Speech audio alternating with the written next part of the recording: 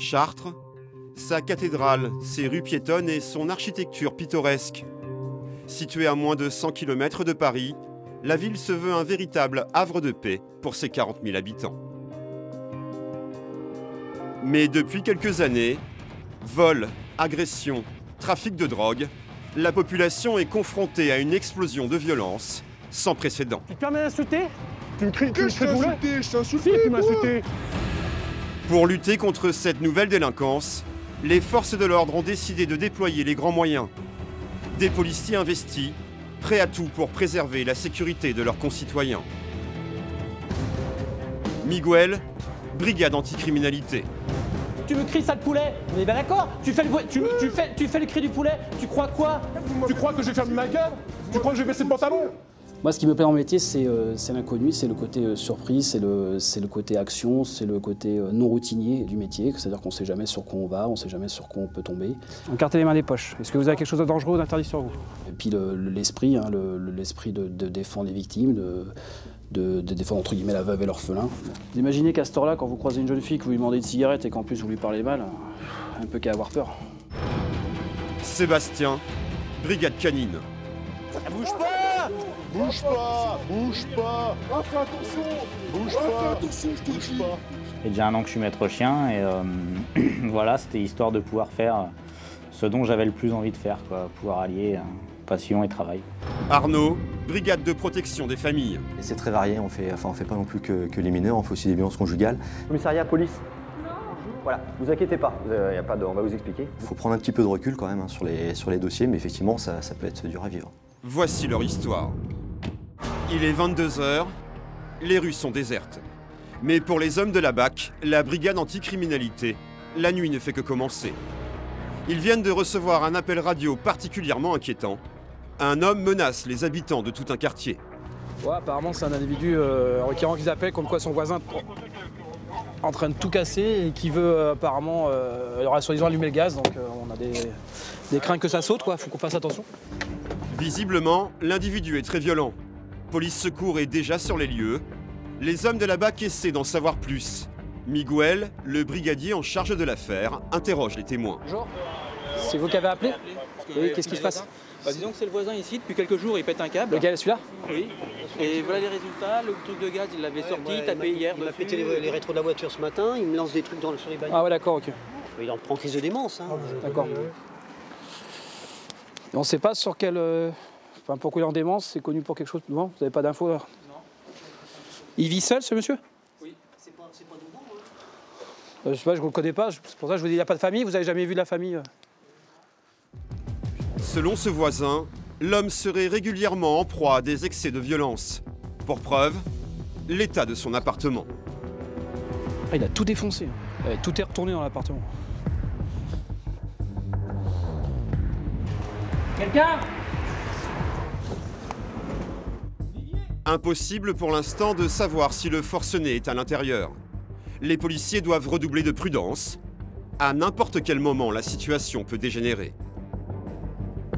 Vous restez méfiants, les gars. Parce qu'on ne sait jamais s'il sort pas avec une merde, un couteau ou une hache qui est complètement cinglé. Allez, gros. Attends,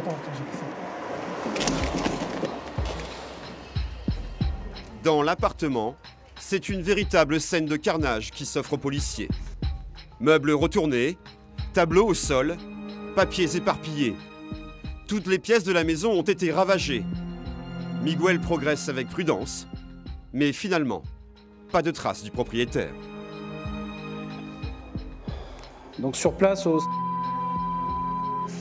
l'individu avait quitté les lieux avant de arriver, hein, donc sa maison est totalement retournée. Hein. On est rentré à l'intérieur parce que tout est cassé et comme on entendait un bruit, on est rentré par précaution. Il n'est pas à l'intérieur de la maison. Je vais vous donner l'identité, si vous pouvez regarder sur la main courante, s'il est connu pour des choses particulières. Un forcené en liberté se promène donc quelque part dans la ville. Un danger pour quiconque croiserait sa route. Les policiers doivent le retrouver le plus vite possible avant qu'un drame ne se produise. Il peut être vraiment dans un état de crise, va devenir vraiment très dangereux. Donc là, c'était d'essayer de rentrer parce qu'on pouvait même imaginer au pire une tentative de suicide ou autre. Donc il fallait quand même que s'assurer d'une qu'il n'était plus à l'intérieur ou que tout allait bien.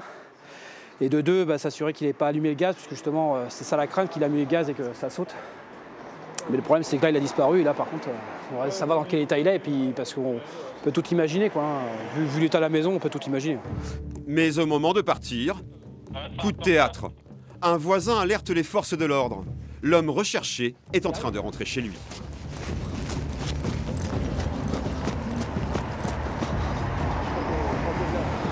Lequel? Oui. Bonjour monsieur, c'est la police. Vous enlevez les mains des poches, s'il vous plaît, monsieur, c'est la police. Ah non, monsieur, je suis chez moi. Non, mais pour l'instant, vous allez vous calmer parce que vous avez vu dans quel état vous êtes là. Quoi? Ah ouais? Vous avez vu comment Ouais. qu'est-ce qui vous arrive? Regarde, je suis chez Ah, moi. on va le palper parce que je sais pas. Non. Vous avez rien sur vous, monsieur? Pourquoi faire? On va juste vérifier. On va vérifier là. Ah! Ouais, zap zap. Ah ouais.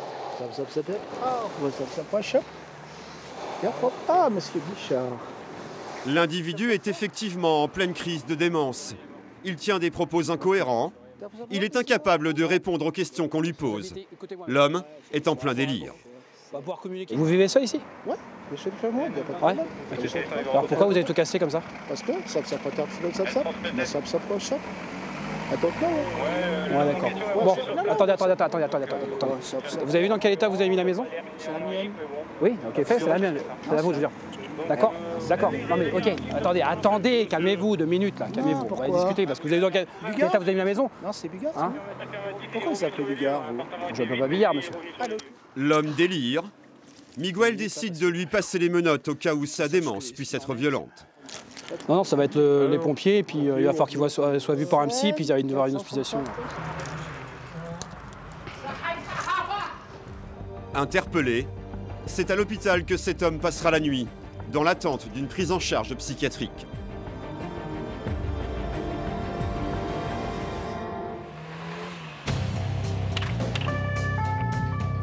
Une interpellation comme celle-ci, c'est la routine pour Miguel. À la BAC, on est tous les jours confronté au danger et à l'inconnu. Alors avant de partir en intervention, c'est toujours le même rituel. Alors ça, c'est le gilet pare-balles, c'est ce que portent tous les policiers, qu'ils soient en tenue ou en civil.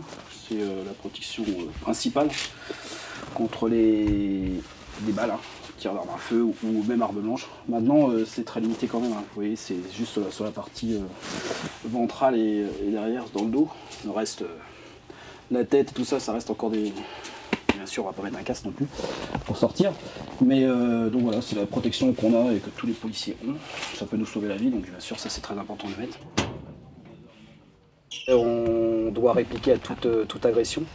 Et donc bien sûr, dans la rue, il n'y a pas que des gentils et avec que leurs poings pour nous agresser. Il y en a qui ont des armes. Et donc c'est vrai qu'il faut être capable et être en mesure de répliquer. Car la spécialité de la BAC, ce sont les flagrants délits. Prendre les malfrats, la main dans le sac. Il faut avoir, si on rentre dans une unité comme celle-là, il faut avoir l'esprit chasseur, qu'on appelle l'esprit chasseur, c'est-à-dire d'être à l'affût de tout, d'observer tout, d'être capable de discerner des comportements suspects. Et c'est ce qu'on appelle chez nous le saut dessus. Et c'est d'ailleurs pour ça que beaucoup de collègues veulent intégrer ces genres de services, parce que c'est le vrai travail du policier qu'on imagine quand on rentre dans ce métier. Ce soir, c'est à la gare qu'il doit intervenir. Un groupe de jeunes terrorise les voyageurs. Les hommes de la BAC travaillent toujours en civil pour ne pas éveiller les soupçons des délinquants. Nous les filmons en caméra cachée afin de ne pas mettre en péril leur mission. C'est ceux qui étaient en face là? C'est une trentaine, mais là ils sont tous dispersés. Ouais, c'est ceux qui sont en face. 2-3, en fait, il sera mal plus tard, mais là tout à l'heure c'était une trentaine. On va aller se montrer, on va faire les gros bras. Bonsoir messieurs. Bonsoir. Tout va bien? Comment ça? Je sais pas, apparemment, des soucis. Apparemment vous avez des grandes gueules, donc c'est pour ça que je vous demande. Comment ça on a des grandes gueules? Ça braille, ça braille. Ça braille. Vas-y, bah ouais. fais ton taf. Bah ouais, je fais mon taf justement. Bah vas-y, casse-moi. Nous, tout ce qu'on veut, c'est que ce soit tranquille. Donc vous avez des grandes gueules quand vous êtes tous ensemble, là, quand on vous prend à part, il y en a un peu moins. Quand on est ici au D'accord. quartier, c'est la même, il n'y a rien qui change. Ah ouais, il n'y a rien qui change. C'est un condé, c'est un keuf, ouais. Ne inquiétez pas, on sera toujours là, les gars. Parler avec les fauteurs de troubles suffit en général à apaiser et calmer les tensions. Mais ce soir-là, rien ne va se passer comme prévu. Certains jeunes sont bien décidés à en découdre avec la police. Et tu vois, ça se squatte tout le temps et ça fait chier les passagers. Miguel est en train de patrouiller sur les quais pour s'assurer de la sécurité des passants. quand il est violemment pris à partie.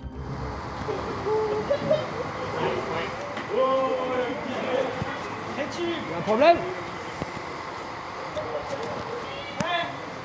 Allez hop, on tape. On commence à me traiter de poulet, je vais pas passer longtemps.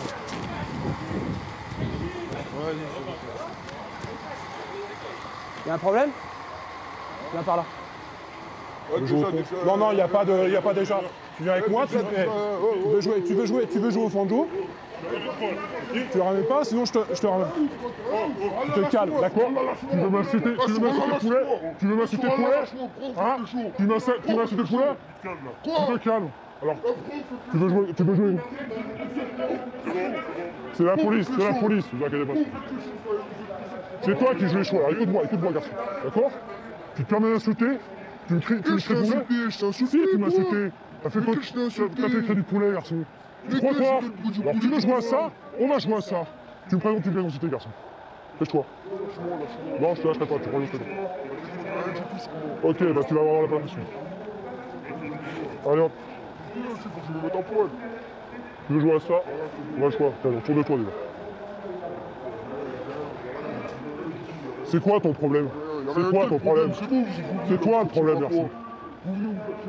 Et alors, tu peux pas faire discret? Tu peux faire discret? Tu crois quoi? Tu vas baisser notre pantalon? Moi, je devrais faire discret, alors vous, faut que... Tourne-toi, désolé. Tourne-toi, là.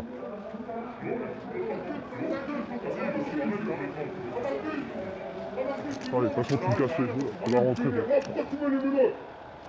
Est-ce que t'es pas coopératif, garçon? Voilà. Tu veux jouer à ça, tu vas jouer. Mais les amis du jeune homme ne l'entendent pas de cette oreille. Ouais, c'est ça, il m'insulte de poulet et je devrais rien dire. Vous croyez quoi, les gars? Vous pouvez pas. Ouais, il m'a insulté de poulet, ouais. Ah, moi, j'ai pas entendu. Ouais, bah t'as pas entendu, c'est sûr, tu vas rien entendre, t'es sourd. Vraiment, je commence à avoir le cul, les insultes. Ouais. Miguel refuse d'en rester là.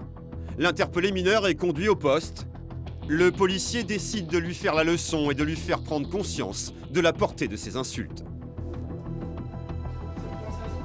On va se détendre maintenant? Moi, il n'y a pas de soucis, moi, j'ai pas de soucis avec vous, je suis vous, je connais comme ça, quoi, j'ai fait quelque chose. T'es bien passé en nous criant poulet et tu t'es mis à imiter le cri du poulet. On est bien d'accord? Ok? C'est pas la peine de jouer le fanfaron avec tes potes, d'accord? Faut pas croire qu'à un moment ou à un autre, on va pas réagir, d'accord? Sans déconner, c'est qui la police ici? Bon, on est d'accord? Donc maintenant, t'as voulu jouer, tu vas perdre ton temps ici. C'est vous qui jouez, vous me prenez pour je sais pas quoi. Vous voulez faire les fins de jour à la gare à chaque fois? Mais vous êtes plusieurs à faire ça. Nous, ce qu'on veut, c'est que les gens quand ils rentrent par le train... Ouais, il faut se emmerder. Dès que vous êtes en groupe, c'est toujours les cadors. Voilà. Ouais, c'est moi. Et je te confirme, c'est moi. Hein? Et pourquoi je te donne les notes? Parce que tu te laisses pas faire, tu te laisses pas contrôler. Voilà, tu te laisses contrôler. Et c'est normal. Tu me cries sale poulet, on est bien d'accord? Tu fais le cri du poulet, tu crois quoi? Tu crois que je vais faire de ma gueule? Tu crois que je vais baisser le pantalon? Vous m'avez vu vous le dire, sale poulet? Ouais, je t'ai vu me le dire, ouais. Mais si j'aurais eu envie de vous le dire, je vous l'aurais dit encore. Ouais, bien sûr. Arrête. Vous n'avez pas le courage de le faire comme ça. Notre autorité est quand même vraiment remise en cause, mais c'est vrai que nous, on est les premières victimes parce qu'on représente l'État, parce qu'il y a ce côté répressif. Puis il y a aussi ce côté, voilà, pour les jeunes, ce côté de défier la police, c'est aussi un jeu pour certains. Et chez les jeunes, c'est devenu quelque chose de tout à fait banal. Pour eux, insulter un policier de sale poulet, c'est pas une insulte. Pour eux, c'est normal de traiter de poulet. Et il y a des insultes pour eux qui sont pas des outrages. Souvent, d'ailleurs, quand on en discute avec eux, on s'aperçoit qu'ils n'ont pas conscience réellement d'outrage, quoi. Pour eux, ils ne se comprennent même pas finalement ce que c'est qu'un outrage, quoi. Quelques heures plus tard, le jeune homme est relâché. Sa mère est venue le chercher. Il aura un simple rappel à la loi. On va aller voir sur place. Si certaines affaires s'achèvent par un simple sermon, d'autres se révèlent être bien plus complexes qu'il n'y paraît. C'est reparti, là on va sur un véhicule signalé volé et géolocalisé sur un secteur d'une commune limitrophe, Mavillé.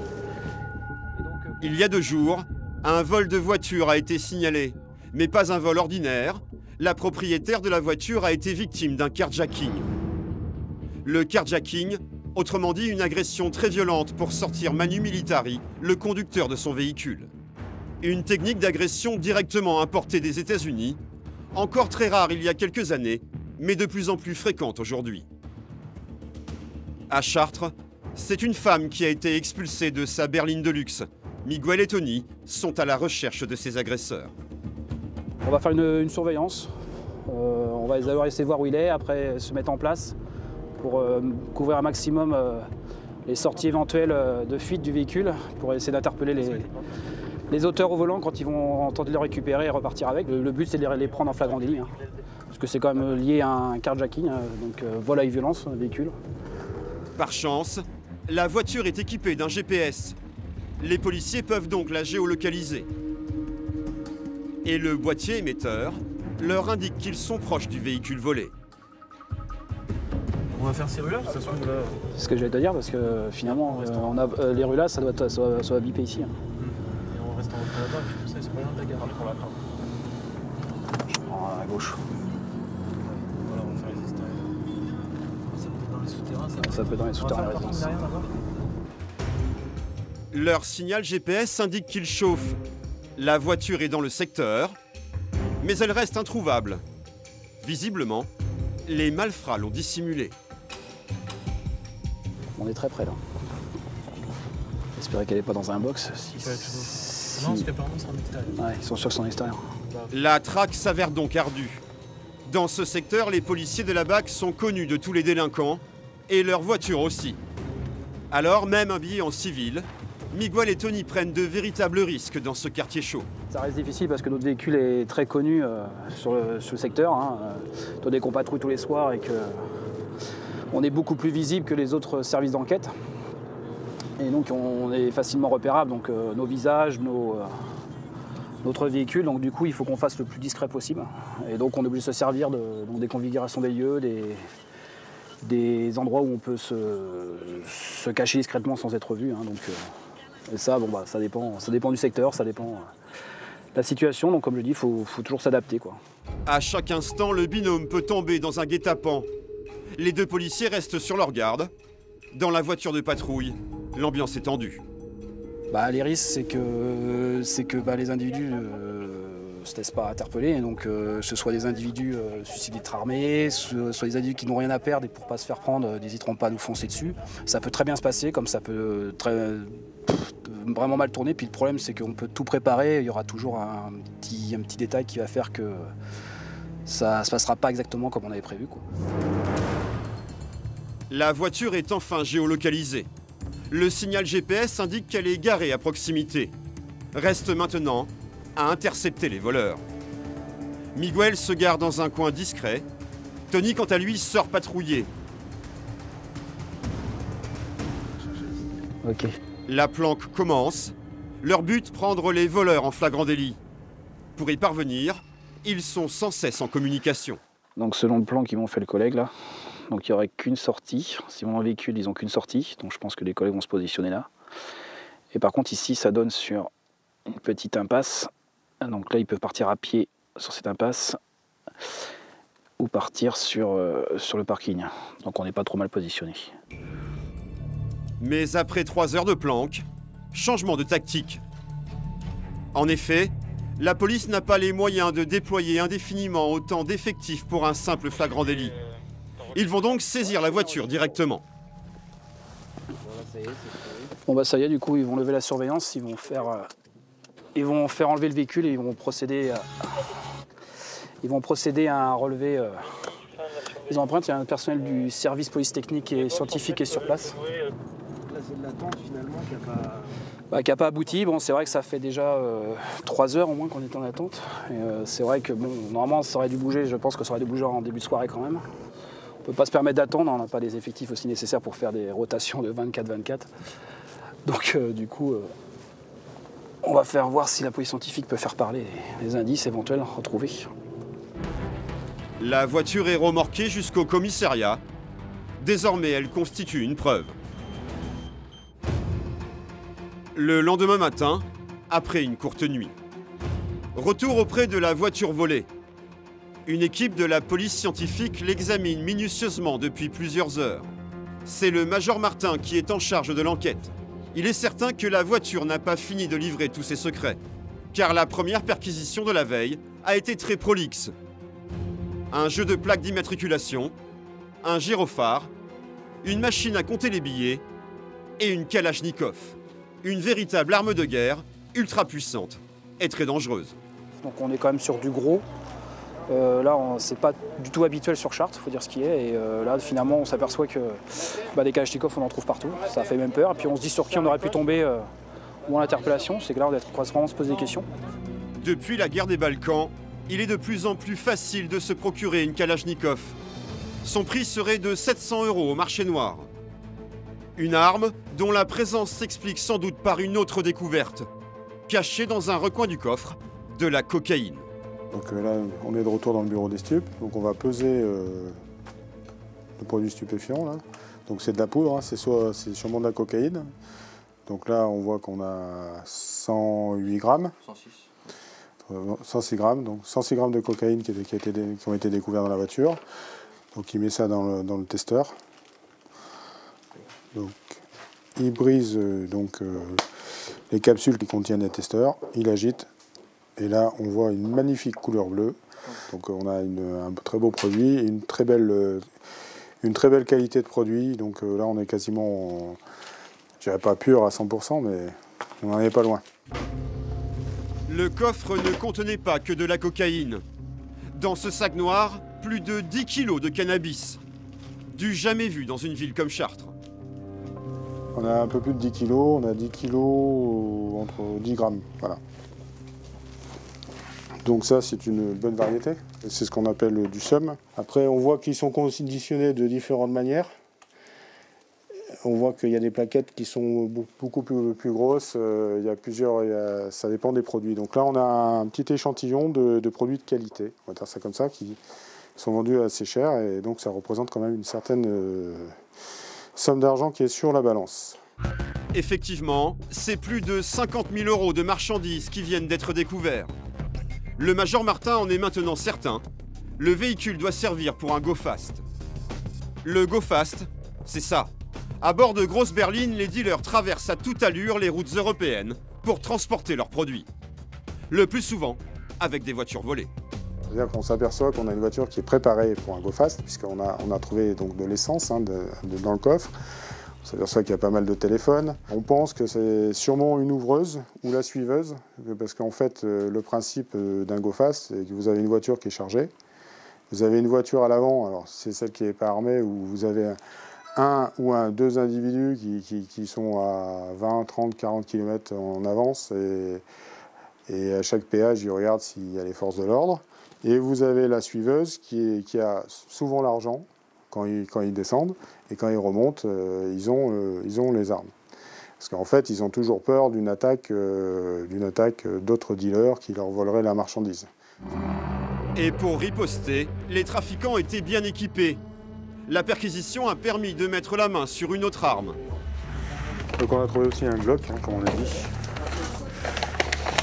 Donc c'est un 9 mm par Adenum, avec des cartouches de 9 mm. Un chargeur à pain. Voilà, 15 coups. Glock australien. La voiture volée transportait aussi un véritable butin de guerre. Des dizaines de liasses de billets que la brigade doit maintenant compter. La somme est tellement importante que tous les services ont été réquisitionnés. Combien on est, Fifi, là? Pour l'instant, on est à 22 830. Une fois tous les billets comptés, ce sera en fait 115 000 € retrouvés dans la voiture. La voiture, c'était la tirelire, et en fait, ils ont planqué là parce qu'ils pensaient qu'on n'irait jamais mettre le nez aux alentours. Cet argent était destiné à acheter de la drogue, et comme dans un commerce ordinaire, tout est bien organisé. Les policiers ont même trouvé les livres de compte de la petite entreprise.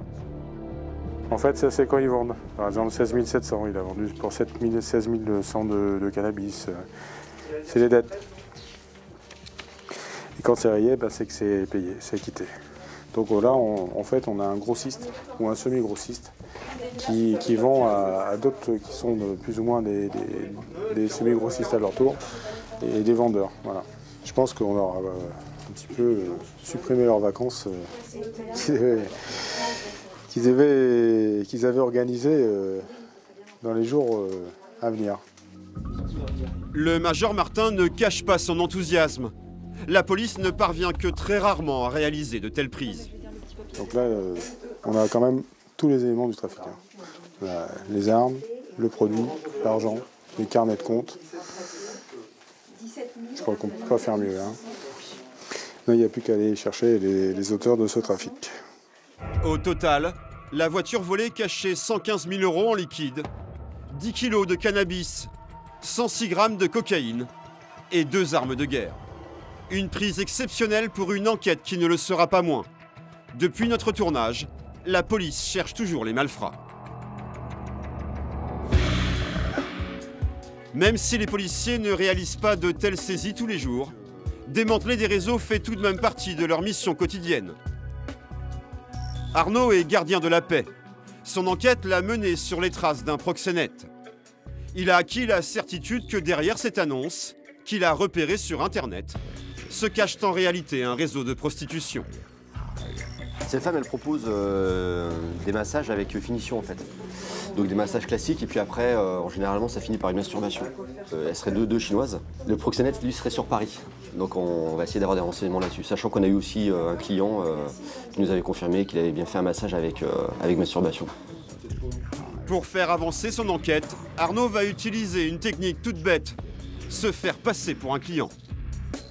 Je m'appelle Monsieur comment? Dupont, ça fait con Ouais. Jackie, tu t'en connais pas déjà? Ouais, Jackie. Jackie, ça fait bien.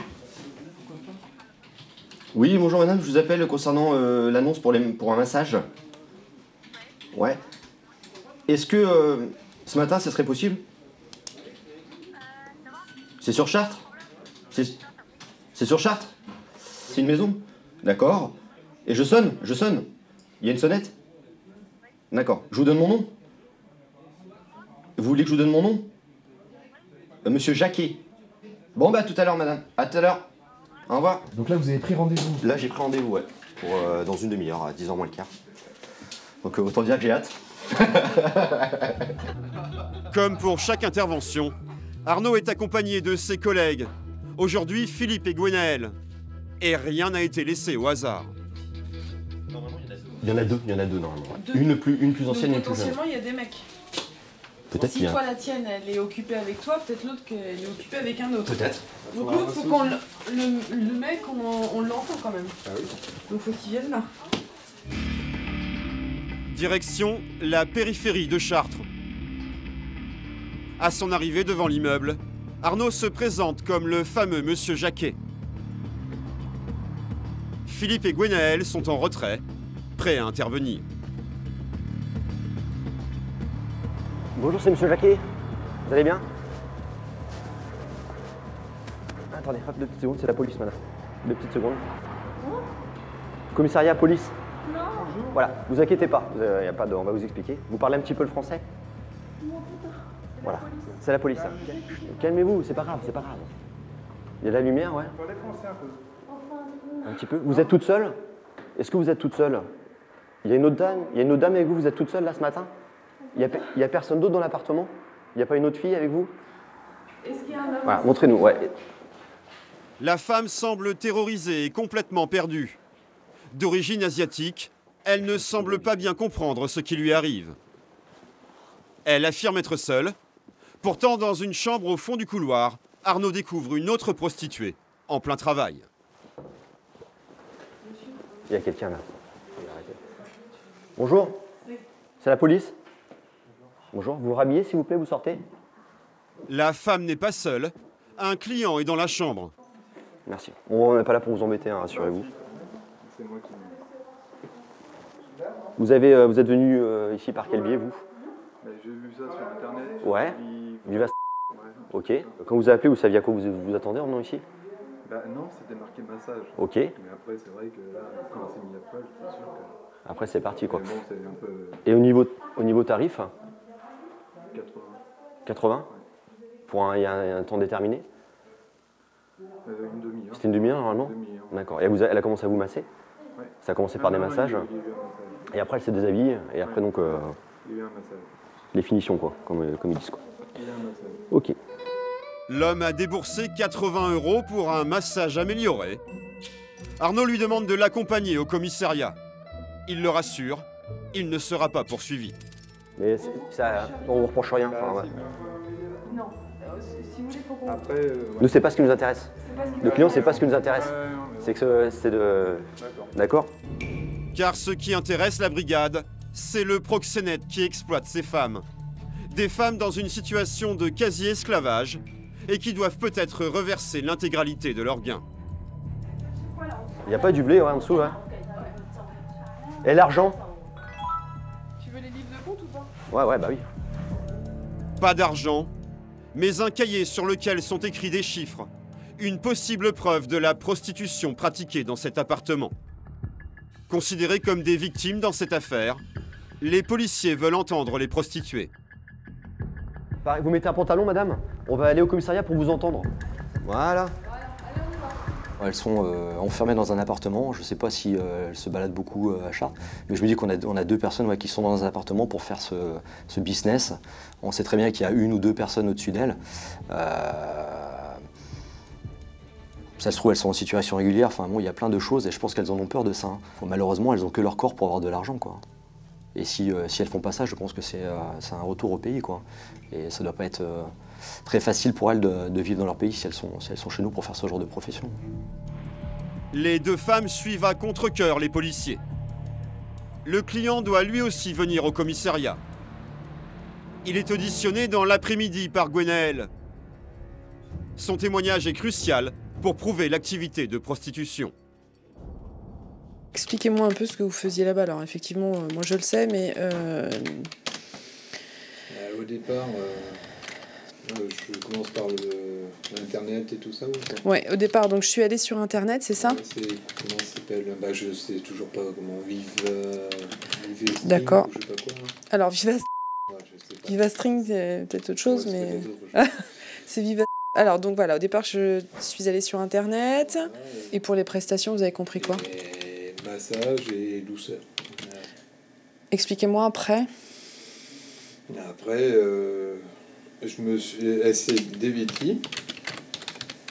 Et moi j'ai fait pareil. Et puis voilà, elle m'a dit de m'allonger sur le lit. Et puis elle a commencé à m'asseoir. Donc elle vous a massé et ensuite? Après fellation et avec préservatif bien sûr. Et après pénétration sexuelle. D'accord. En y allant, vous saviez que vous y alliez pour une relation sexuelle, on est d'accord? Oui. Et puis ensuite, on est arrivé, nous, la police. Vous avez gâché votre moment, 80 €, ça fait... De toute façon, j'aurais pas dû y aller parce que déjà je comprenais rien au téléphone. Alors je me suis dit, j'aurais pas dû y aller. En fait, nous, voilà, ce qui nous pose souci, c'est qu'on pense que ces femmes-là, très clairement, elles ne travaillent pas pour elles. Et qu'elles ne doivent pas avoir... Voilà, elles doivent pas avoir... des conditions de vie, enfin, vous avez déjà pu voir, enfin voilà, c'est extrêmement sommaire, il y a des moisissures partout, c'est limite insalubre. Pour trouver le proxénète, c'est ensuite au tour des prostituées d'être interrogées. Mais le dialogue est impossible, les femmes affirment ne pas comprendre un mot de français, et les policiers ne savent même pas quelle langue elles parlent. You speak Chinese? Chinois? Chinois ou japonais, ou vietnamien, ou... Afin de mener à bien leur enquête, la brigade doit absolument interroger les deux femmes. Lors de la fouille dans la chambre, ils ont trouvé un cahier, mais tout était écrit en idéogramme. Est-ce que c'est un livre de compte? Il y a marqué 5, 10, 20, ce qui pourrait correspondre à des sommes. Qu'elles demandent, mais après, est-ce que c'est leur cahier de compte Vu qu'il était caché sous le matelas du lit, c'est possible. C'est quoi ce cahier-là? Ça, madame? Non? À qui? Il y a quelqu'un d'autre avec vous dans l'appartement? Est-ce qu'il y en a une troisième personne? Non, vous êtes que toutes les deux? Ouais? Vous comprenez pas? Non? Il faut qu'on trouve un interprète rapidement, ce qui paraît un peu compliqué là parce que soit elles sont pas disponibles, soit elles sont domiciliées trop loin pour venir dans un temps restreint. Du coup, c'est très compliqué pour nous de pouvoir les rassurer sur ce qui va se passer et leur expliquer que c'est une simple audition. Comme elles parlent pas un mot, ben voilà, elles restent dans le stress et nous on va pas pouvoir les garder comme ça non plus. Donc ça pourrait effectivement mettre fin à certaines investigations sur certaines procédures. Dénicher des interprètes. L'une des difficultés d'un commissariat de province. La plupart vivent dans des grandes villes. La brigade fait donc avec les moyens du bord et demande une traduction express par téléphone. Commissariat de Chartres, bonjour Éloi. Oui, bonjour, excusez-moi de vous déranger. Mes collègues viennent de ramener 2 personnes d'origine apparemment chinoise qui se livrent à la prostitution. On ne sait pas quelle langue elles parlent. Est-ce que je peux vous en passer nos téléphones ou mettre l'ampli pour que vous puissiez nous renseigner? D'accord. Allez-y, parlez, madame, dites quelque chose, Oui. Oui, 你好。你谁？我是这个警察局的翻译吗？我听得见，你说吧。没问题。你打给这个警官，我跟他说几句。好。Allô? Oui, effectivement, elle parle chinois. D'accord. Elle est chinoise. Elle est réfugiée. D'accord. Grâce à cet interprète, les policiers connaissent avec certitude la nationalité des 2 femmes. Mais sans réelle audition, pas moyen pour eux d'obtenir plus d'informations. Et selon la loi, ils ne peuvent les garder plus longtemps dans leurs locaux. On va les ramener parce qu'il n'y a pas d'interprète, donc on peut pas les garder. On peut pas les garder plus que ça. Hein, ce serait un petit peu illégal de notre part. Donc on va les ramener et puis on va. Bah si, il faut leur rendre. On va gérer autrement l'affaire. Pour l'instant, le proxénète court toujours. Mais le dossier commence à s'étoffer. Arnaud et ses collègues espèrent pouvoir l'interpeller d'ici quelques mois. Changement de décor. Nous sommes avec la brigade de jour. Leur mission, s'assurer de la sécurité des citoyens sur la route. Aujourd'hui, David et son collègue effectuent des contrôles routiers à un carrefour stratégique. Bonjour monsieur, contrôle de police. Bingo. Dès la première voiture, la pêche est bonne. Il est 16 h. Pourtant, une forte odeur d'alcool émane de ce conducteur. Est-ce que vous avez consommé de l'alcool? Oui, j'ai bu une bière au dépôt. Une bière au dépôt? Donc si c'est une bière, normalement c'est bon. D'accord. Mon collègue va procéder à un dépistage, d'accord? Donc il va vous expliquer. Moi je fais le tour du véhicule. Attends. Pas de soucis. Le conducteur souffle dans l'éthylotest. Et le résultat est sans appel. Vous êtes positif, monsieur, à l'éthylotest. Pour 2 bières? Vous nous avez dit une bière, maintenant c'est 2. Ça augmente. Vous avez bu quoi alors? De toute ça sentait directement que vous aviez consommé l'alcool, d'accord? Pas de problème, c'est normal. Là, ça suppose qu'on va faire la vérification de votre taux d'alcool au commissariat. Il n'y a pas de problème, je connais la boutique. Voilà, donc on va laisser le véhicule là, il va être stationné ici, il va être fermé à clé. Et on va procéder donc nous à la vérification. Ok? Pas de soucis. L'homme semble être très détendu et sûr de lui. Il accepte sans sourciller de suivre les 2 policiers au commissariat. Je peux prendre des clopes? Prends le numéro d'assurance. Comment? Je peux prendre des clopes? Non, vous laissez ça là. Hein. Le seau de clope, non, vous le mettez là. Vous me suivez? C'est bon. Venez. Le conducteur contrôlé positif au test d'alcoolémie est chauffeur routier. Il risque de perdre son permis et son emploi. Tout ce que vous avez dans vos poches, vous le mettez sur la table. Il va devoir se soumettre à un 2e test pour connaître son taux exact d'alcoolémie. Un examen qui permet un résultat bien plus précis. Et le chiffre qui apparaît est impressionnant. 1,33 mg par litre, ce qui équivaut à 2,6 g d'alcool dans le sang, soit plus de 5 fois le taux maximum autorisé. J'ai arrêté. Ce qui fait parce que là on multiplie par 2. Hein. Ce qui fait un taux de 2,61 g dans le sang. Non, vous n'avez pas bu 2 bières, monsieur? Bah si, j'ai bu que 2 bières. Il n'y a pas eu de whisky au fond de la bière? Non, ça j'en bois pas ça. Je bois pas l'apéro. Du moment que je suis sur la route, vous êtes à 2 bonnes pintes de bière là. Ah oui, non mais je me suis pas caché. C'était les grandes. Des citernes. C'était les grandes et les fortes. Hein. Je me suis pas caché, hein, je vous l'ai bien dit. Non mais le fait qu'elles soient fortes c'est une chose, mais la quantité c'est autre chose. Là, parce que... J'en ai bu que 2, donc... Bon, d'accord. Le chauffeur routier risque gros. Avec un tel taux, il n'est plus coupable d'une simple infraction, mais d'un délit. Il sera placé en garde à vue. On va vérifier au niveau du système national des permis de conduire s'il a déjà été jugé par rapport à ça. Donc en fonction de ça, l'officier le mettra en garde à vue ou pas. Et la surprise, le conducteur est un récidiviste arrêté plusieurs fois pour conduite en état d'ivresse. Il est en suspension provisoire permis de conduire en 2013, janvier 2013. Et donc, c'est pas écrit. Ah si, tribunal d'instance ou de police. Ça lui a été notifié le 4 février 2013 pour 6 mois de suspension. Pas moins de 2 suspensions de permis, une dizaine d'excès de vitesse. L'homme est bien connu des services de police. Immédiatement, il est placé en cellule. Derrière les barreaux, il ne pourra blesser personne. L'année dernière, l'alcool a tué près de 900 personnes sur les routes. Mais pour David, pas le temps de s'attarder. Il vient d'être appelé en urgence. Une bagarre de rue a dégénéré et un jeune adolescent a été blessé. Ouais, c'est bien reçu. Il y aura un enfant de 14 ans qui se ferait tabasser. Les faits se sont déroulés dans un quartier sensible de la ville. T'as une 28 Alpha sur place. Avec... Les agresseurs ont déjà pris la fuite. David essaie de recueillir les témoignages des personnes présentes au moment des faits. Oui, c'est passé quoi alors? Rien, une bagarre banale quoi. Vous tirez la clope? Vous pouvez retirer la clope quand vous me parlez? Je comprends pas du tout. Alors il s'est passé quoi? C'est parti d'une embrouillade de match, je sais pas, un truc de mer ou je sais pas quoi, ils se sont sautés dessus, voilà, c'est parti, voilà.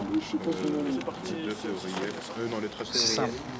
Enfin, c'est simple, non. Si c'est simple pour vous, c'est bien. Hein. C'est une bagarre, enfin banale entre guillemets, c'est ce qu'on voit tous les jours maintenant. Ouais, bien sûr. Un truc à 2 balles, un truc à 2 balles, il saigne de la tête, c'est à 2 balles. C'était inutile, c'est bien. parce que c'était pas... Vous connaissez, vous avez vu quelque chose? Vous venez d'arriver? Les adolescents n'ont rien vu, rien entendu. Dans ce quartier, c'est l'omerta qui règne. Vous avez vu quoi alors? Vous êtes arrivé après? Moi j'étais en fait sur le sur la route. D'accord. Et c'était par rapport à quoi alors la bagarre? Je sais pas. Vous savez pas, vous savez rien? Je crois que c'est pris une pierre, je sais pas. Il est parti où l'auteur? Je sais pas. Vous savez rien en fait? J'ai pas vu, je sais pas ce qui s'est passé. Même la jeune victime refuse de dénoncer ses agresseurs. Vous voulez pas déposer plainte, vous êtes sûr? Vous voulez pas les pompiers au moins? Vous allez y aller? D'accord. Non, pas de souci. C'est ce qu'on entend depuis tout à l'heure. C'était par rapport à quoi? Il y a bien une raison normalement. Comment? Il n'y a pas de raison. D'accord. Moi ça m'arrive jamais que quelqu'un vienne me...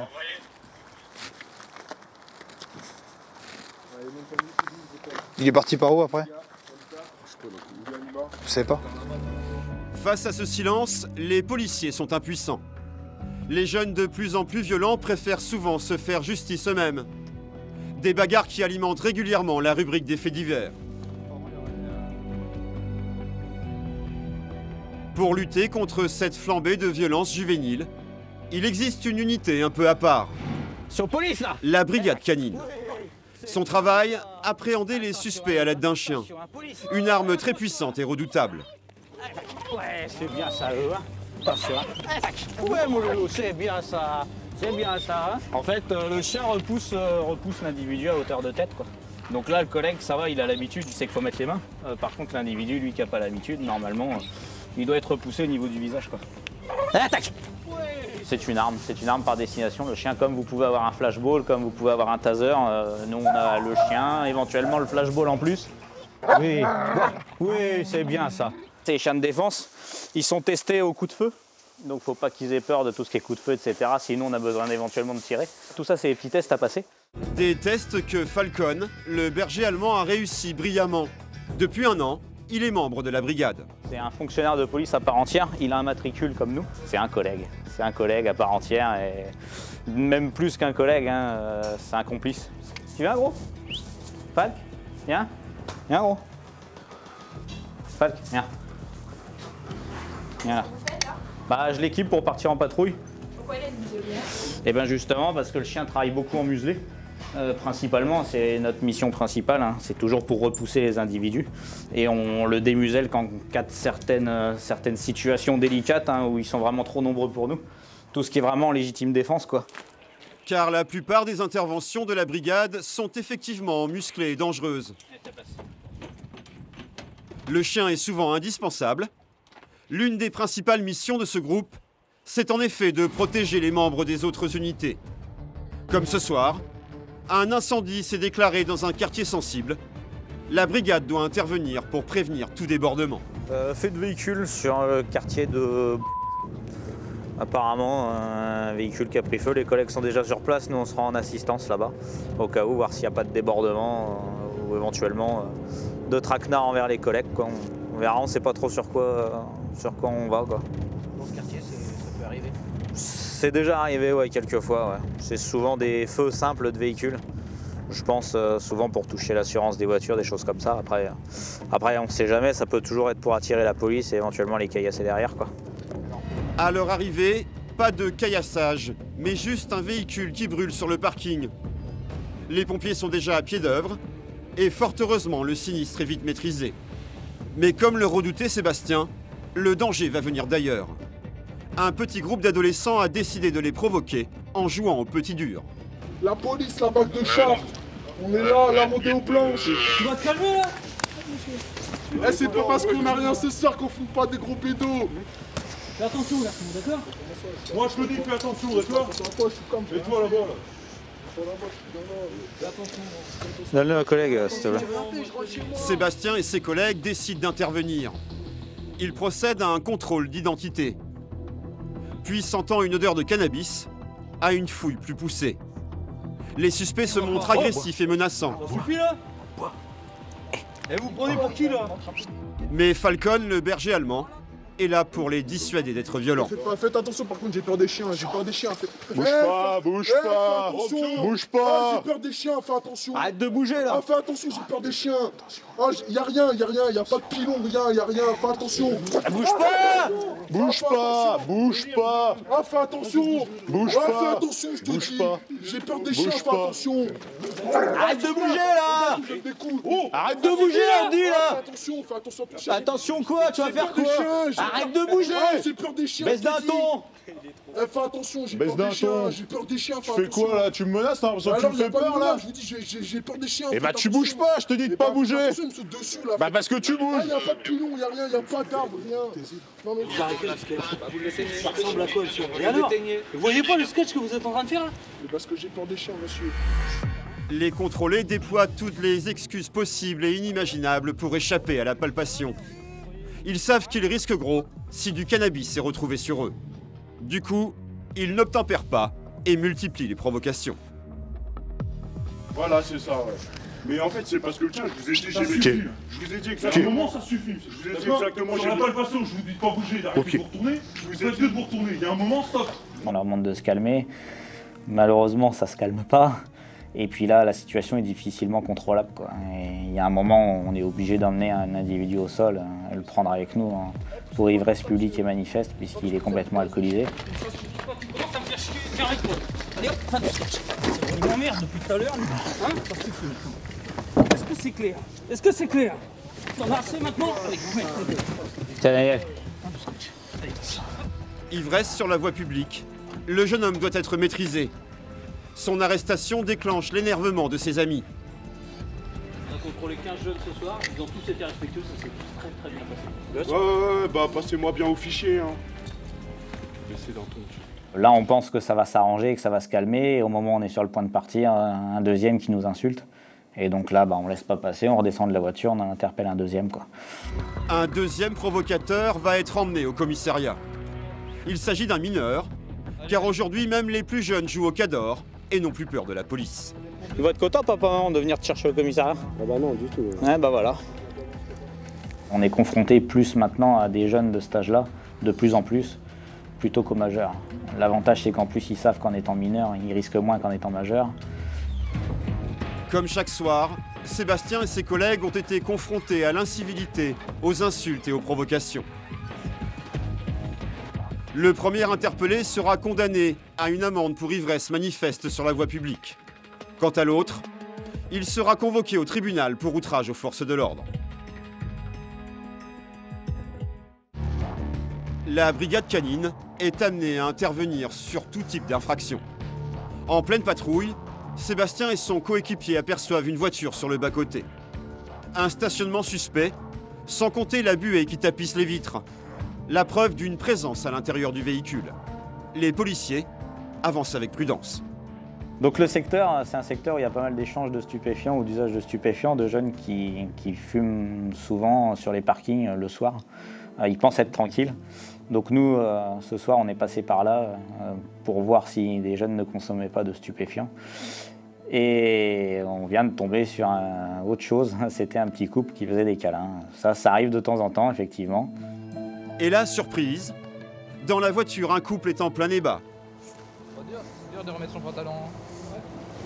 Les policiers gardent difficilement leur sérieux. Avoir une relation sexuelle sur la voie publique, même dans sa voiture, est effectivement interdit par la loi. Associé à de l'exhibition sexuelle, les amoureux surpris risquent jusqu'à 1 an de prison et 15 000 € d'amende. Ça reste toujours interdit quand même. Ouais, c'est vrai. On en rigole, mais c'est vrai que c'est interdit. Ça s'appelle toujours une exhibition sexuelle. Ouais, mais on se le trouve pas, je veux dire. Ah si, la preuve, puisqu'on vous voit. Oui, mais parce que vous étiez pas censé être là, quoi. Ou c'est peut-être vous qui n'étiez pas censé être là. Ouais, c'est vrai que c'est une exhibition. Aussi, c'est vrai. C'est éventuellement, il existe des chambres d'hôtel pour ça. C'est vrai. Ou alors on se cache mieux. On se cachera mieux. La plupart du temps, les policiers sont plutôt cléments face à de tels actes. Le couple surpris ce soir ne pensait pas à mal, et ils sont plutôt gênés qu'autre chose. Sébastien ne va pas les verbaliser. Cachez-vous ou prenez une chambre d'hôtel, hein, ça évitera les problèmes d'après moi. On va faire ça. Voilà. Pimenter nos nuits. Bonne soirée, messieurs, dames. Un dernier conseil, et il les laisse à leur folle nuit. C'est des petites anecdotes, on en rigole après, et voilà quoi, ça change du quotidien quoi. Retour dans le centre-ville de Chartres. La maison d'arrêt, un lieu que les hommes du commissariat connaissent bien. Avec une capacité d'accueil de plus de 100 détenus, la prison de la ville est en effervescence permanente. Régulièrement, les policiers doivent y intervenir, le plus souvent pour vérifier des colis suspects. Retour au commissariat. Aujourd'hui, c'est une basket qui a servi de cachette. C'est parti. On est appelé donc par la maison d'arrêt, hein, un individu qui se présente avec un sac pour remettre des effets à son frère qui est incarcéré. La maison d'arrêt, comme ils ont l'habitude de procéder, prennent le sac, la pièce d'identité de l'individu, et au moment où ça passe au rayon X, ils s'aperçoivent en fait tout simplement qu'il y a une masse anormale au niveau d'une chaussure. Donc tu vois, je te présente la chaussure. Hein. C'est une chaussure banale, une basket, hein, un petit système ingénieux, où il s'amuse à retirer la semelle, voilà, il creuse une petite cavité, et dans cette petite cavité, il s'avère qu'il y a un morceau de stup, déjà un beau petit morceau, et ça, donc, c'est prévu pour être mis à un individu là-bas à la maison d'arrêt qui s'arrangera sûrement ou pour sa consommation personnelle ou alors pour revendre à d'autres détenus. C'est une manière, en fait, c'est une manière de faire passer du stup en prison, quoi. Je pense que c'est une manière peut-être un peu plus adéquate de faire passer de la matière stupéfiante que d'envoyer ça par-dessus les murs. Je pense que si c'est vrai qu'il n'y avait pas la vigilance des matons, ça pourrait très bien fonctionner. Lancer son colis par-dessus les murs de la prison, cette méthode toute simple reste encore la plus utilisée. Sur Internet, l'on trouve des vidéos de ces fameux envois. On y voit des complices ravitailler en toutes sortes d'objets les prisonniers. Et la prison de Chartres n'échappe pas à ce fléau. Donc là, on est rue sur le côté de la maison d'arrêt. En fait, c'est côté promenade. Il y a 2 côtés de promenade, dont celui-là. Et en fait, c'est là que tous les week-ends, pas mal d'individus jettent des colis par-dessus le mur d'enceinte. Histoire d'approvisionner les détenus, quoi. Comment ils font un peu concrètement? Et généralement ils arrivent en voiture ou des fois ils posent la voiture un peu plus loin, ils arrivent à pied. Généralement il y a un individu qui se met là à l'entrée de la rue et qui surveille un peu. Un qui se met un peu plus loin et il y en a un qui a le colis dans la main qui vient, qui balance par-dessus le mur d'enceinte. Voire des fois il monte sur les toits des voitures en stationnement et il balance par-dessus, quoi. Depuis cette rue, c'est tous les week-ends que des colis sont lancés derrière ce mur. La police a décidé d'agir. Ce matin, les hommes du commissariat sont en plein briefing. Ils montent une opération pour débusquer les fameux lanceurs. L'objectif, c'est d'interpeller des individus balançant des Là, ce qu'il faudrait faire, ce que vous arrivez à faire, c'est créer un piège pour que dès qu'ils sont rentrés dans le piège, une tenaille. Ce qu'on a, c'est que si le mec est tout seul ou à deux, pas de souci, on fige la situation. Voilà. Voilà, s'ils sont plusieurs, s'ils sont 4 et qu'on est que 2. Moi, ce que je veux, c'est que vous figez la situation. Vous faites ce que vous voulez. Vous figez la situation, vous faites descendre personne. Vous bloquez les 4 portières. Et que nous, moi, j'arrive en courant. D'après moi, je vais venir en courant. Et que Seb ait le temps d'arriver, quoi. Qu'on ait de la sécurité, quoi. Car cette opération peut être risquée. Ils sont donc une douzaine à être mobilisés. Sébastien et Stéphane partent ensemble en mission. Ouais, sortie UCL, hein, donc effectif 3 fonctionnaires. On se rend donc au secteur de la maison d'arrêt. Hein. On monte un dispositif de surveillance sur les jets d'objets illicites à introduction dans la maison d'arrêt. Le plan est simple. Pendant qu'un policier va faire le guet devant la prison, Sébastien et son coéquipier se mettent en planque dans une ruelle adjacente. Tu enlèves tous tes écussons. Donc là maintenant le but c'est d'être le plus discret possible. Ouais, on essaye de se fondre un peu dans la masse et on attend que ça se passe, on attend que le collègue nous donne les instructions, quoi. En espérant que ça se passe bien, en espérant que ça morde aujourd'hui, quoi. On verra bien. On croise les doigts. Et maintenant, l'attente. Une attente qui peut être longue. La promenade des prisonniers dure 2 heures, entre 15h et 17h. C'est dans ce laps de temps que les complices lancent leur colis. Qu'est-ce qui balance les gens là qui viennent à la maison d'arrêt? Ça dépend, des téléphones, du stup, des cigarettes, du déodorant, beaucoup de choses comme ça. En fait, à la maison d'arrêt, ils peuvent se fournir, bon bah pas des téléphones ni du stup bien sûr, mais ils peuvent se fournir des déos, des cigarettes. Le seul problème c'est qu'il faut qu'ils payent. Et ils n'ont pas forcément envie de payer, donc il y a toujours des copains eux qui viennent les jours de promenade balancer par-dessus le mur. Oh, tu sais, ils balancent pas de gros sacs. Hein. C'est que des petits colis conditionnés souvent dans des paires de chaussettes. Ça amortit la chute, ça rentre dans une poche et voilà, c'est pas très gros, quoi. Ça permet de, quand ils reçoivent le colis de l'autre côté, ça permet de dissimuler très rapidement, quoi. Cela fait 1h30 que le duo patiente. Et pour l'instant, rien ne bouge. Quelle heure la fin de promenade? Il ne reste que 15 minutes avant que les prisonniers ne rejoignent leur cellule. Sébastien reste aux aguets. Tu vois, même si c'est pas la première fois, il y a toujours une petite montée d'adrénaline. Tu sais, t'es impatient, tu te dis « Ah putain, tu as dit, il faut que ça paye là. » Et de l'adrénaline, Sébastien va vite en avoir. Alors qu'il n'y croyait plus, sa radio vient d'émettre un signal. Quoi?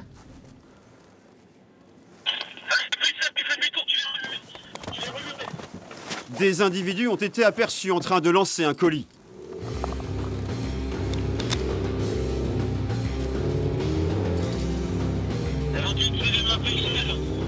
À toute vitesse, les 2 hommes rejoignent leurs collègues.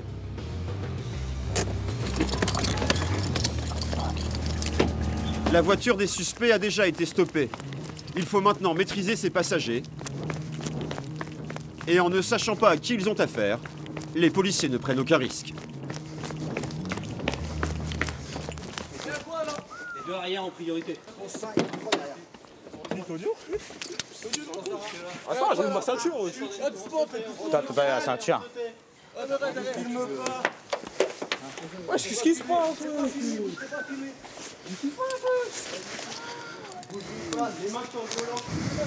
J'ai fait quoi?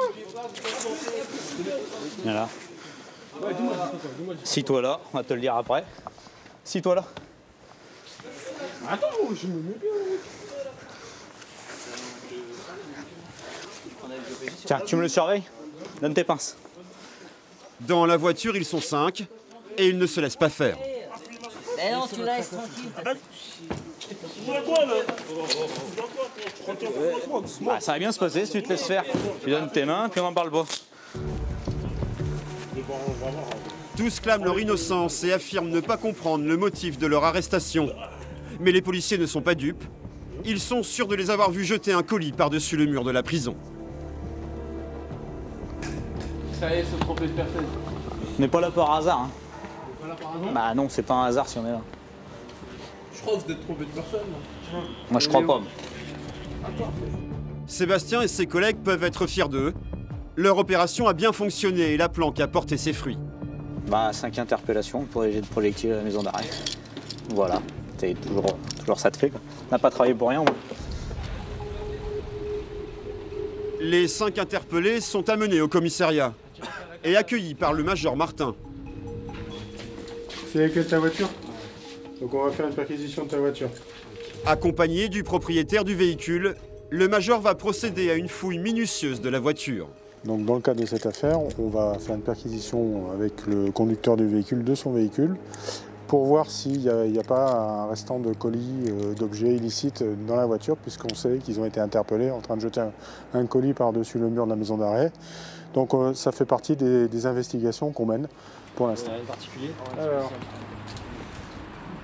qu'est-ce qu'il y a dans ce carton? Rien. C'est qui ce téléphone? Je sais pas, c'est quelqu'un qui avait pas envie que le téléphone il vienne chez les flics?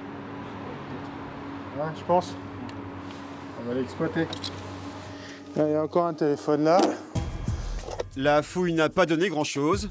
Seuls 2 téléphones ont été saisis. Leur contenu sera examiné dans l'espoir d'y trouver des éléments de preuve. En attendant, les 5 suspects nient fermement les faits qui leur sont reprochés. Qu'est-ce qui s'est passé là? Moi j'ai rien compris, je sais même pas pourquoi je suis là. C'est quand même étrange, tout le monde ne comprend rien de cette histoire. Sur la petite ma mère, je comprends rien du tout. Je vous jure, je joue pas à sérieux là. Je vais vous notifier votre placement en garde à vue. Donc la garde à vue, vous connaissez le principe? Non, je connais rien, je connais pas le principe. Vous avez déjà été placé en garde à vue? Si, une fois il y a longtemps. Les auteurs présumés sont placés en garde à vue et passeront leur nuit en cellule. Ils sont séparés pour éviter toute communication. Vous ne parlerez pas entre vous. Dans quelques mois, ils seront convoqués au tribunal correctionnel. Ils risquent une peine d'emprisonnement. À Chartres comme partout ailleurs, la police est confrontée à des délits et des crimes très différents les uns des autres. Parfois, de graves troubles à l'ordre public sont même commis sans que personne n'en sache rien, comme aujourd'hui dans ce supermarché. Un acte choquant vient de s'y produire. Un homme s'est adonné à une exhibition sexuelle. Donc là, on n'a pas trop d'informations, de savoir s'il y avait des mineurs, si quelqu'un était choqué, L'homme se cacherait entre les rayons pour espionner les clientes et se masturber. C'est le vigile du magasin qui a repéré l'exhibitionniste. Grâce à sa caméra de surveillance, il a remarqué un comportement suspect. Bonjour. Ouais, c'est ça. Les policiers vont inspecter la vidéosurveillance. Bon, alors qu'est-ce qui s'est passé? Ça a commencé dans les fruits et légumes. Il était en train de les suivre. Bah voilà, d'accord. Il a son blouson attaché. Et vous l'avez vu d'ici, on est d'accord, comme vous êtes là. Ah oui. Bon, pour moi, au début, je croyais que c'était un vol. Il est en train de... Voilà. On va dire qu'il est en train de cacher un article. En fin de compte. Ça, c'est hallucinant. Ouais, parce que les femmes, ils étaient là. D'accord. Et lui, il est là. Ah, puis c'est à distance en plus. C'est ouais, c'est pas comme ça. Ouais, il y en a une derrière, dame. Et jusque-là, il y avait un doute. Je lui dis, peut-être le monsieur, il est en train de cacher, dissimuler un truc. Et là, j'étais sûr, je lui dis, non, c'est pas possible. C'est hallucinant, en plein milieu du magasin comme ça en plus. Hein. Il se cache même pas en plus. Hein. Non, pour lui, parce qu'il y a le mur, il y a personne qui est derrière. Ouais, d'accord. Ouais. Ok, bon, c'est bon. On commence à voir son sexe à 16h29. Hein, donc là, c'est confirmé l'exhibition. Je lui explique, je lui dis, imaginez un monsieur avec ses filles et des filles, des gamins. Ouais, c'est clair. Là, il m'a vu parce que je suis venu le voir hier. Là, il fait semblant qu'on croyait. Le jeune homme, visiblement désorienté, est toujours dans le magasin. En l'absence de plainte, David contacte un officier de police judiciaire pour demander si une interpellation est malgré tout possible. Ouais, salut, c'est David de la G1. Ouais, on vient d'intervenir pour un exhibitionniste. Le problème, c'est qu'on n'a pas de dépôt de plainte de la part des victimes, il n'y a pas de victime réelle. Donc comment que ça se passe? Le jeune homme est mineur, hein. Par contre, le jeune homme est mineur, donc nous on peut le... Ok, ça marche, on fait comme ça. Merci Bono. On va le ramener, ouais. On va faire des vérifications au commissariat, puis il y aura pas de truc séparant, et je pense qu'on va lui retenir l'exhibition, hein. Même s'il n'y a pas de victime entre guillemets. Hein. Oh, bah heureusement. Oui, heureusement. Des faits très graves, condamnables même en l'absence de victimes, qui valent donc au jeune homme d'être arrêté. Là, en fait, on va faire un procès verbal, et puis ils vont essayer peut-être de l'accrocher sur d'autres affaires, parce que c'est pas la première fois qu'il l'aurait fait. Voilà. Ça arrive souvent, ça, ce genre de choses? Ça arrive quelques fois, c'est pas non plus ce qu'il y a de plus fréquent, ça arrive. Ça arrive. Bon là, c'est moins fréquent, c'est que c'est un mineur, quoi, donc c'est plus rare. Effectivement, l'exhibitionniste n'a que 15 ans et il n'est pas inconnu des services de police. Il est déjà connu pour des violences volontaires aggravées. Alors, est-ce qu'il est connu pour exhibe? Il y a déjà 2 dossiers contre lui. On a rarement des faits comme ça par rapport à des enfants, on va dire. Hein. Quand on a 40 ans, on le considère comme un enfant. C'est assez rare. C'est vrai que c'est assez rare. Des faits peu courants, un comportement troublant qui nécessitera une grande vigilance. S'il est rare qu'enfants et adolescents se montrent violents sexuellement, en revanche, la violence physique est de plus en plus banalisée. Un phénomène qui aujourd'hui touche même les filles. Ouais, c'est pris en direct pour l'Alpha, on fait route. Alors là, vous allez où? Donc là, on se rend à la gare de Chartres pour une vingtaine d'individus, apparemment. Enfin, pour des perturbateurs. La gare de Chartres, l'un des lieux les plus perturbés de la ville. Chaque jour, des centaines de passagers s'y croisent. Et parmi eux, beaucoup de lycéens qui rentrent chez eux après l'école. Ces rassemblements sont souvent l'occasion de règlements de compte. Bonjour. Vous pouvez vous mettre derrière parce que du coup on va les faire passer derrière les filles. D'accord, c'est des filles, c'est un groupe de filles? Oui. Aujourd'hui, ce sont 2 jeunes filles qui en sont venues aux mains. Elles ont été placées dans les locaux de la SNCF. Alors, moi je suis arrivé, elle était en train de se fracasser la gueule, et t'avais des gars, t'avais tout un groupe autour qui était en train de filmer, qui était en train de prendre D'accord. des prises de vue. Ceux qui sont devant? Ouais, tous les gamins qui sont devant, qui ont rien à foutre ici. Tu sais, c'est le groupe de vendredi soir qui oui, tout le bordel. Donc t'as toujours la chaise roulante avec le groupe de Dicobla qui sont en train de tourner. Donc elle, c'est cette demoiselle, et elle est blessée, elle a un truc à l'oreille là, je pourrais te voir. Et elle, c'est cette demoiselle. D'accord. Bonjour. David et son coéquipier prennent chacun de leur côté la déposition des 2 jeunes filles. Parce que en plus ça m'a mal regardé. Ça m'a énervé. Du coup j'ai mis une chiffre. Et j'ai tiré les cheveux. Et après elle m'a dit qu'elle allait me niquer. Il y a eu des violences des deux côtés. Comment? Il y a eu des violences des deux côtés. Vous êtes blessé ou pas? Elle m'a arraché les cheveux. Voilà. Vous avez déposé plainte ou pas au contraire? Bah je sais pas parce qu'il n'y a pas eu un grand truc donc après ça continue oui plus tard il n'y a pas l'air. L'autre adolescente refuse elle aussi de déposer plainte. Donc là, elle refuse de déposer plainte. D'accord. Donc là, il faut savoir qu'elle aurait pu déposer plainte. D'accord. Elle l'aurait coupé là, elle a des points de griffure. Apparemment, elle avait carrément une mèche de cheveux dans les mains. Oui. C'est quand même dommage d'en arriver là, je pense, non? Pour porter chacun de l'autre côté, d'accord? Oui. Très bien. Vas-y, commencez par partir. Vous allez où après? En un quart d'heure, l'affaire est réglée.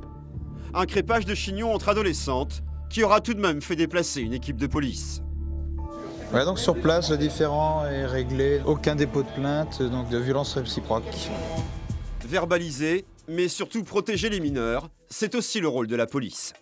Ce soir, des parents inquiets ont appelé le commissariat. Leur enfant de 16 ans a disparu, sûrement une fugue. Chaque année en France, 45 000 mineurs quittent leur domicile, et dans ces cas, les premières 24 heures sont déterminantes. C'est Sébastien qui est chargé de retrouver le garçon. Il bénéficie d'un signalement très sommaire. Le fugueur porterait un sweat bleu foncé et des baskets noires. Très vite, un jeune attire son attention. Foncé. Basket noire. Tiens, regarde. On sort, jeune homme, c'est la police. Qu'est-ce que tu fais tout seul dans la rue? Rien de mal pour moi. Je crois que se balader, on a le droit de se balader dans la rue.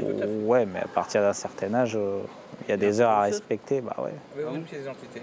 Non, moi, elle est en cours d'être faite et c'est chez moi parce que c'est un gros papier comme ça, quand c'est en cours d'être fait. Sébastien vérifie que ce jeune est bien le fugueur.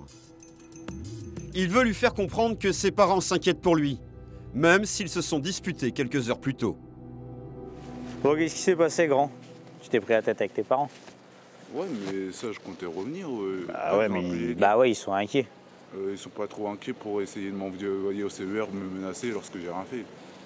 Je sais pas, nous on n'est pas au courant de tout, mais en fait, ils se sont inquiétés. Ouais, je revenais chez moi, moi, là. C'est où que t'habites? À la place de... Rue de la... Ouais. Ouais, mais ils savent très bien. Hein. Là, c'est parce qu'ils ont voulu jouer comme ça. Mais... Ouais, mais nous, t'es mineur, t'es dans la rue à cette heure-là, on va être obligé de te ramener. Vous êtes obligé de me ramener. Bah ouais. Comme vous voulez, j'étais parti là, bah ouais, mais non, 3 clopes et j'étais parti pour... On peut pas te laisser comme ça. Ouais, t'es obligé de te ramener. Attends, bouge pas. Non, j'ai pas de clé, j'ai juste des clopes. Là, j'ai mis ça. Le jeune garçon n'a que 16 ans. Seul dans la rue, il est une proie facile. Cette intervention, c'est donc avant tout pour le protéger des dangers de la nuit. Ouais, c'est reçu, on l'a avec nous, hein. On va faire retour au service avec lui. C'est un petit jeune qui a fugué de chez ses parents et bon, la description, c'était pas exactement ça, mais on se doutait, il avait l'air apeuré, etc. Il a 16 ans et demi, on va le ramener au commissariat, c'est pas en venir le récupérer, quoi. Ça évite qu'il traîne dans la rue à cette heure-là, à cet âge-là, quoi. Faut avoir l'œil, quoi. Ouais, on essaye, ouais, je pense que c'est bien aussi. Faut bien du monde qui prenne soin d'eux aussi, quoi. Arrivé au poste de police, le fugueur commence à se rendre compte de son geste. Il a maintenant peur que ses parents soient trop fâchés pour venir le chercher.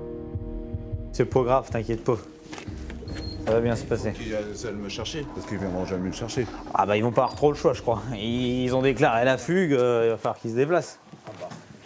Les parents du jeune fugueur le ramèneront dans la soirée. Ils ont évité le pire et ne sont quittes que d'une bonne frayeur.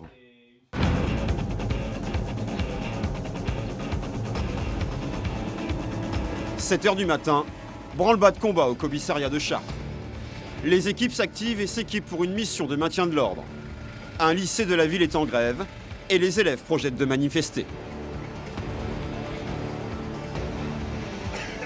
On ne grenade que sur ordre, on gaze sur ordre, on tape sur ordre. On a affaire à des mineurs, on fait attention à ce qu'on fait.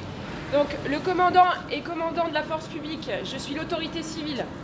Donc c'est le commandant qui vous donnera les ordres, les idées de manœuvre. Les motards, vous oubliez pas de protéger nos arrières et on laisse toujours une sortie pour qu'ils puissent s'évacuer. Hein. D'accord? Donc on les laisse passer sur le côté gauche face au lycée, hein, comme on a dit. Sur place, devant le lycée, plusieurs centaines d'élèves sont déjà rassemblés. Ils protestent contre la fermeture d'une filiale professionnelle dans leur établissement. La plupart de ces jeunes sont inoffensifs, mais quelques électrons libres semblent plus excités. Alors, par précaution, les policiers sont équipés et organisés pour faire face aux projectiles. Le but de la manœuvre, c'est de se diriger dans l'avenue de la République face à eux. Donc on commence à avancer jusqu'au passage piéton avec un quart de cercle sur la gauche. T'es reçu? Reçu. Reçu. C'est parti. Tranquillement. Commencez à droite à vous décaler. Allez, en pas chasser sur le côté. À gauche, vous rentrez un petit peu. À droite, vous ressortez. On recule. C'est parti. Encore. On recule encore. Un face-à-face s'engage entre les lycéens et les forces de l'ordre. Les esprits s'échauffent. Le groupe d'intervention reçoit des projectiles, des pierres et des morceaux de bois.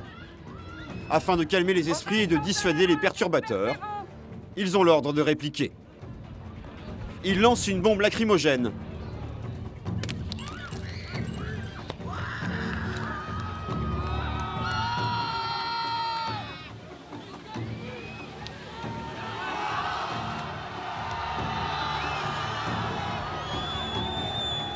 La police lance ensuite une charge.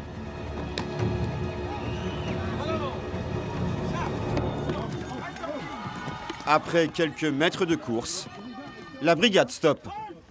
Cette manœuvre, ce n'est qu'une mesure d'intimidation. Face aux policiers, ce ne sont que des mineurs qui doivent juste être encadrés.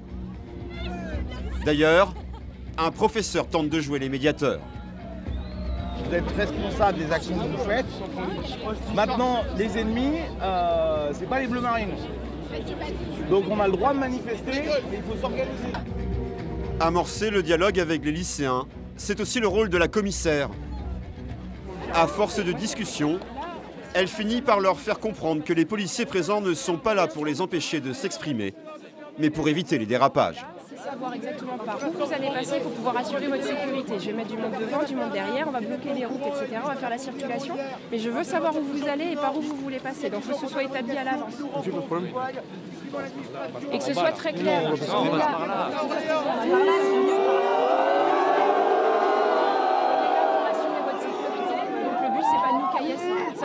en tout cas, je serai pas dans Voilà. ces situations. C'est pas acceptable. Si on est là pour encadrer votre mouvement et vous protéger, c'est pas pour nous caillasser. Il faut reconnaître ses amis aussi, de temps en temps. Voilà. Donc on assure la sécurité du cortège. Les consignes ont été passées aux organisateurs, mais je crains quand même qu'on ait quelques petits groupes annexes qui tentent de s'amuser un petit peu avec nous. Donc on passe du mode maintien de l'ordre au mode encadrement de manifestation pour tous. On va quand même tenter de sécuriser leur parcours puisqu'ils nous ont annoncé un itinéraire et un cortège. Donc on va les encadrer devant et derrière en espérant qu'il n'y ait pas de groupuscules qui dépassent les bornes. De la répression, les policiers vont passer à la protection. Les élèves vont manifester à travers la ville, sous l'œil bienveillant et protecteur des forces de l'ordre. Grâce au dialogue établi par la commissaire, la marche se déroulera sans problème.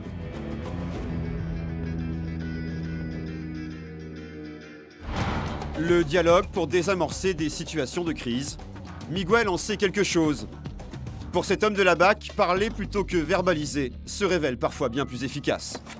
Aujourd'hui, c'est un groupe de jeunes s'apprêtant à fumer un joint qui attire son attention. Bonjour. T'as que ça? Ouais, j'ai que ça. T'es sûr? Ouais, j'ai que ça. Ah, tu nous dis franco. Hein? Tu nous dis franco si t'as autre chose. Non, non, j'ai que ça. Ok. Et les autres? Non, rien. T'as un petit truc? Non, rien. Pour tout de suite, on gagne du temps. Pas d'armes, pas de couteau, pas de lacrymo? Les adolescents sont palpés. Un morceau de cannabis est retrouvé. Barrette. Vous avez acheté combien? 20 euros. 20 euros. Vous avez quel âge tous? 17. 17 Combien 17 aussi.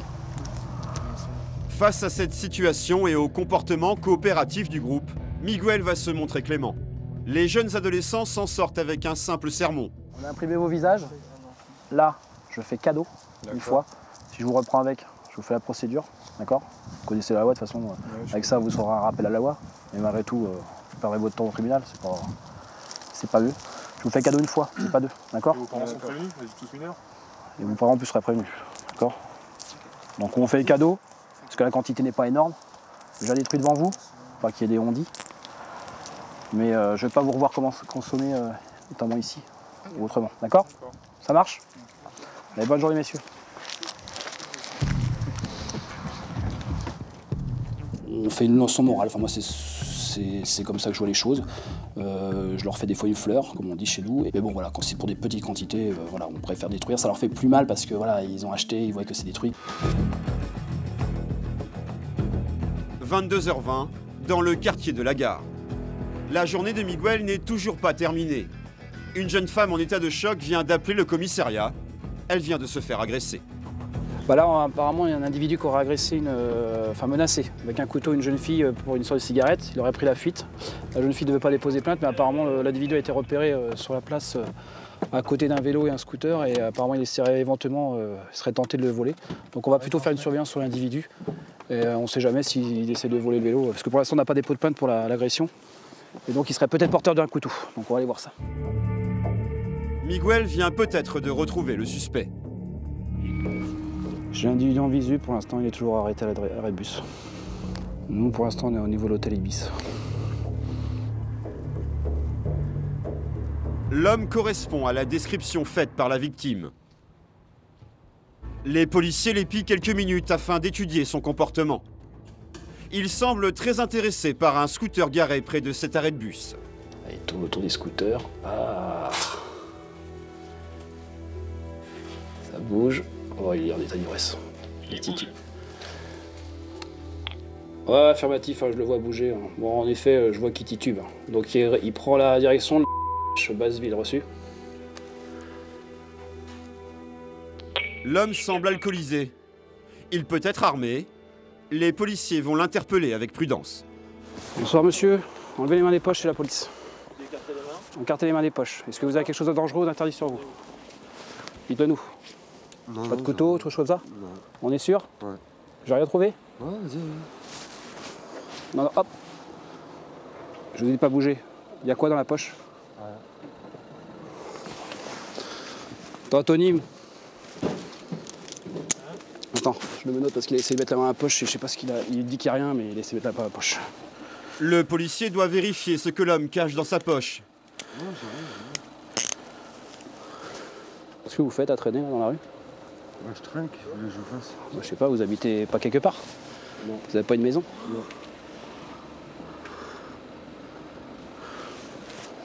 Pas de produits stupéfiants, autre chose? Ah non, je fume pas. Non? Mais l'individu contrôlé n'a rien sur lui et affirme être SDF. Peut-être un bon moyen pour lui de justifier sa présence la nuit dans les rues de Chartres et de ne pas donner son identité. Vous habitez où? Nulle part. Nulle part? Non. Vous êtes à la rue? Ouais. Vous avez consommé l'alcool, ça se sent? Ouais.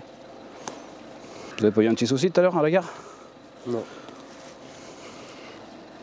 Je sais pas pourquoi on vous contrôle? Non. Non? L'homme affirme ne plus se rappeler de sa soirée. Miguel lui rafraîchit donc la mémoire. Vous avez demandé quoi, la jeune fille? D'accord. Et qu'est-ce qui s'est passé après? Elle vous a dit quoi? D'accord. On ne sait pas trop ce qu'elle nous a tenu comme discours. Mais qu'apparemment vous l'avez menacé? Non? Je sais pas, vous vous souvenez pas? Sans pièce d'identité sur lui, l'homme est conduit au commissariat. Les policiers vont ainsi pouvoir vérifier qu'il n'est pas connu des services de police. Dans les locaux, Miguel essaie de faire comprendre à cet homme la gravité de son geste. Est-ce que vous avez été agressif avec la jeune fille? Oui. Ouais. Agressif dans quel sens? Qu'est-ce que vous lui avez dit? Verbalement. Verbalement, ouais. Donc pourquoi vous êtes agressif avec elle? Je sais pas. Elle vous a envoyé balader pour la cigarette? Non, je sais pas, je me souviens pas, j'ai pas parlé. C'est énervé? Je sais pas. Vous imaginez qu'à ce heure-là, quand vous croisez une jeune fille, que vous lui demandez une cigarette et qu'en plus vous lui parlez mal, un peu qu'à avoir peur. Vous comprenez les conséquences si c'était votre femme ou je sais pas, votre fille, si vous avez une fille, ouais, par exemple. Est-ce que vous apprécieriez que... Bah voilà, d'accord. Bon, déjà, vous le reconnaissez, c'est bien. L'interpellé a de la chance. La jeune femme ne porte pas plainte. Miguel va demander à un officier de police judiciaire de permanence la marche à suivre. Donc là, apparemment, la victime ne dépose pas plainte. Elle ne veut pas donner suite. Donc voilà. On va quand même établir son identité, ouais. De manière à ce que si la victime change d'avis, on puisse faire les poursuites contre lui. Et on va regarder au canonge, ouais. Si on l'a. Et puis au pire, page blanche, main courante. Ouais, ce que comptez faire. Il établit son identité, puis après il est libre. Une fois ses antécédents et son identité vérifiés, l'homme est relâché, non sans un dernier conseil de Miguel. Alors vous allez rentrer, je sais pas, chez votre ami, je sais pas chez qui vous allez dormir. C'est bon, vous venez? Vous me suivez? Moi, ce que je veux, c'est que la prochaine fois, quand on met une cigarette, vous le faites avec un peu plus de correction. Ouais. D'accord? Et faites attention, parce que les jeunes filles toutes seules dehors, quand vous leur demandez une cigarette à cette heure-là, c'est normal qu'elles aient un peu peur. Donc en plus, si vous leur demandez agressivement. D'accord? Donc elle y est strictement pour rien. Donc je ne veux pas avoir d'histoire ensuite. Si c'est le cas, par contre, je saurai où aller vous chercher. D'accord? Allez, sur ce, attendez, je vais vous ouvrir parce que c'est pas vrai. Ce soir encore, Miguel aura évité un drame. Grâce à son dévouement et à celui des autres policiers du commissariat, la ville de Chartres est sous haute protection. Elle fait d'ailleurs partie des villes les plus sûres de France.